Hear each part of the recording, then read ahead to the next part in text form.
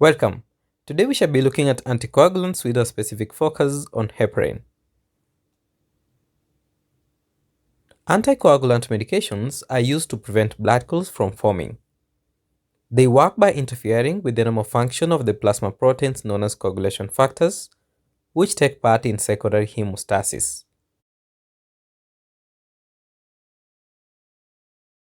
In this video, we are going to focus on heparin. Heparin works by indirectly inhibiting two clotting factors called thrombin and factor 10A. It does so by binding to and enhancing the activity of an anticoagulant protein called antithrombin 3.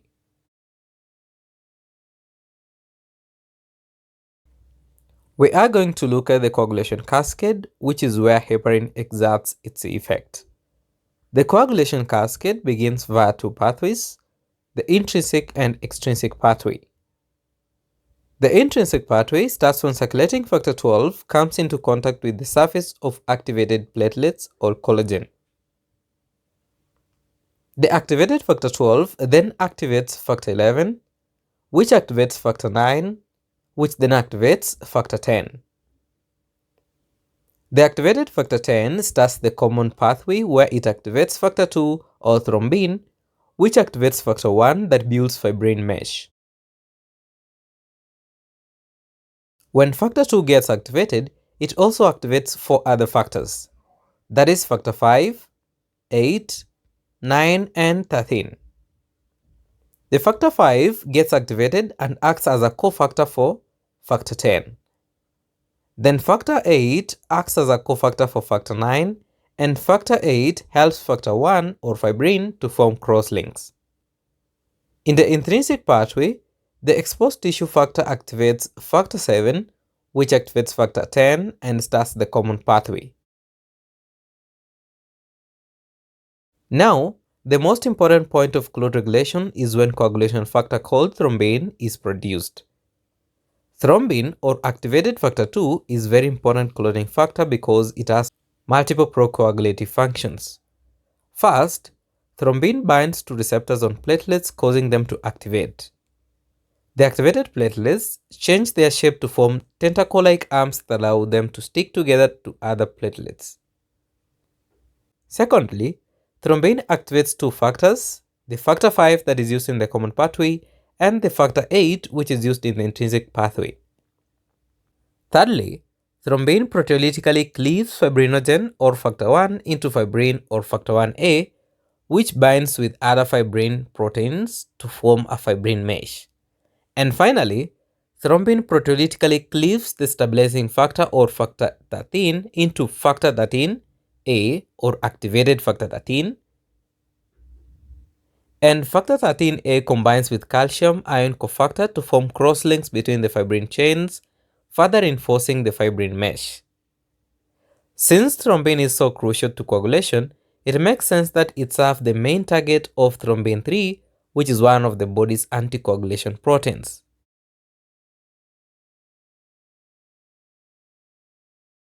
Now, antithrombin 3, sometimes called antithrombin, is a protein made by liver and released into the blood where it binds both thrombin and factor 10A in the common pathway. The thrombin in the blood can help to bind antithrombin to become unavailable. Antithrombin also binds to active factor 10, which is pivotal coagulation protein that converts prothrombin into thrombin, and antithrombin also inhibits factor 7, 9, 11 and 12, although with less much affinity.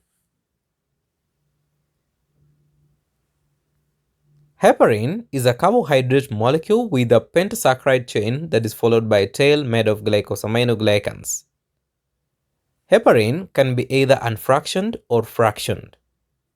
Unfractioned heparin refers to heparin that is derived physiologically and usually from the pig intestine and is a mixture of high molecular weight heparins and low molecular weight heparins. High molecular weight heparins has a longer glycosaminoglycan chain, while low molecular weight heparin has a much shorter tail. Fractioned heparin, on the other hand, is created when unfractioned heparin undergoes process where the high molecular weight get depolymerized. This means part of their tail gets chopped off, so it only consists of a low molecular weight. The length of the tail is crucial for the functioning of these two types of heparin. Both a high and low molecular weight heparins can bind to antithrombin 3 via the pentapeptide region to increase its activity in inhibiting the activated factor 10. However, in order to increase antithrombin 3's activity against thrombin, the thrombin needs to bind to the long chain of heparin, meaning only high molecular weight heparin has an effect on thrombin.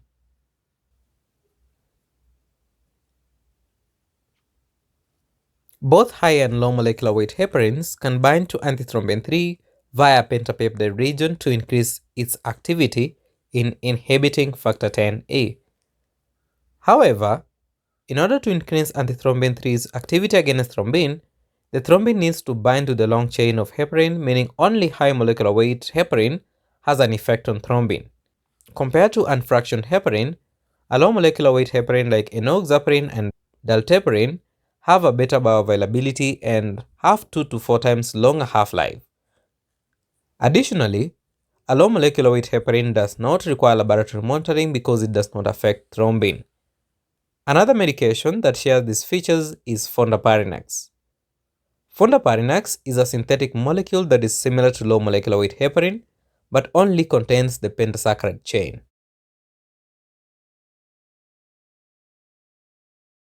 Heparin is administered intravenously or subcutaneously to people for short-term anticoagulation and immediate anticoagulation because of its rapid onset. Because of its direct route into the blood and immediate anticoagulant effects, it is used for many acute problems. In fact, it is the medication of choice during acute deep venous thrombosis, preventing postoperative DVT and pulmonary embolism, maintaining extracorporeal circulation during open heart surgery and renal hemodialysis.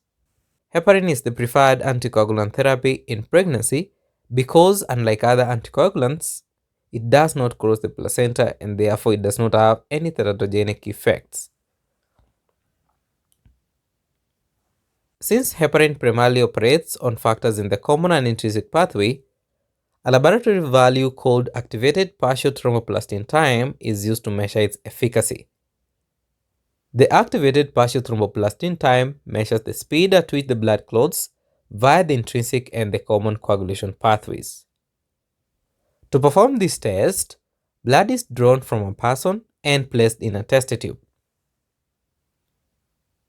The sample is then separated by a centrifuge into plasma which contains coagulation factors and a contact activator such as silica or cellulite, which mimics the surface of a platelet, gets added to the sample to trigger the activation of the intrinsic pathway. The time until the sample coagulates gets measured and gives us an activated partial thromboplastin time. The normal activated partial thromboplastin time is between 30 seconds and 40 seconds. And when a person is on heparin, activated partial thromboplastin time is approximately 50 to 90 seconds or 1.5 to 2.5 times the person's baseline value. If a person was given too much heparin, then an activated partial thromboplastin time can rise values greater than 100 seconds and a person may be suffering internal bleeding.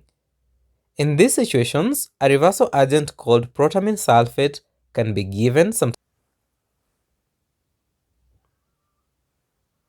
Another toxicity to be aware is called heparin-induced thrombocytopenia. Thrombocytopenia by itself means low platelets, and heparin binds to a protein on the surface of platelets called platelet factor 4. This complex is immunogenic, meaning it can cause an immune system to produce proteins called antibodies that bind with the complex. As a result, antibody heparin platelet factor 4 complex forms and leads to platelet activation and aggregation, therefore causing thrombosis. There is also a destruction of platelets by the cells on the spleen called macrophages, and this results in a low platelet count. Heparin-induced thrombocytopenia occurs in 5 to 10% of the patients who are treated with unfractioned heparin, and the risk is low with low molecular weight heparin. It typically develops 5 to 10 days after the initiation of heparin, but it can develop within the first 24 hours if the patient has been exposed to heparin in the previous 1 to 3 months, because the antibodies that target heparin platelet factor 4 are already formed. If heparin-induced thrombocytopenia occurs, the heparin should be stopped and the person switched to a different anticoagulant such as direct thrombin inhibitors, which include medications such as agatroban and dabigatran. Other toxicities associated with heparin include an increased risk of osteoporosis as well as interactions with other medication which enhance anticoagulant effect, for example aspirin, ibuprofen, and warfarin. Heparin has been known to have a decreased anticoagulant effect in medications such as digitalis, tetracyclines, antihistamines, and nicotine. Alopecia and hypersensitivity reactions have also been reported in patients using heparin. Some contraindications for the use of heparin include active bleeding or high bleeding risk, a recent surgery or trauma, severe thrombocytopenia or a history of heparin-induced thrombocytopenia and intracranial hemorrhage, or severe uncontrolled hypertension.